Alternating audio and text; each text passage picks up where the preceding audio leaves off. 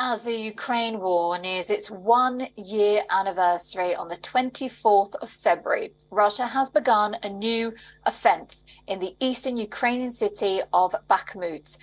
Ukrainian military are now bracing for new ground attacks. The next report tells more. As the anniversary of its invasion of Ukraine nears, Russian forces pounded the city of Bakhmut on Monday in what NATO chief Jens Stoltenberg said was the beginning of a major, long-feared new offensive. The reality is that we have seen the start already, because we've seen what Russia does now, President Putin do now, is to send in thousands of more troops, accepting a very high rate of casualty. Military officials said Ukrainian defenders, who have held on for months, were braced for new ground attacks. Bakhmut is a prime objective for Russian President Vladimir Putin, and its capture would give Russia a new foothold in the Donetsk region and a rare victory after several months of setbacks.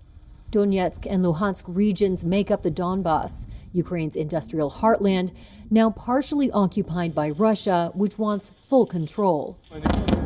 The assault on Bakhmut has been spearheaded by mercenaries of the Wagner Group, who have made small but steady gains. The renewed Russian bombardments made the situation there even more acute. The Ukrainian military reported Russian shelling all along the front line and said 16 settlements had been bombarded near Bakhmut, including the frontline village of Chasiv Yar, where volunteers worked to evacuate families, while Ukrainian fighters held their ground despite difficult weather. Unit Commander Anton Fedorenko called the territory home. That's why we are holding on to it by nails and teeth, and will stay here.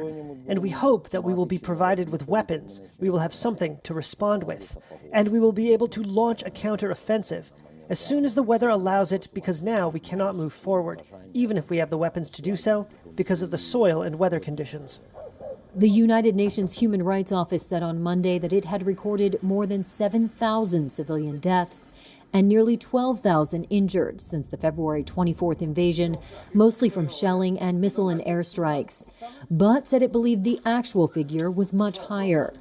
Stoltenberg said he saw no sign that Putin was preparing for peace or willing to respect Ukraine's sovereignty. What we see is that President Putin and Russia still wants to control Ukraine. And therefore, the only way to ensure that Ukraine prevails as a sovereign nation is to continue to provide military support to Ukraine.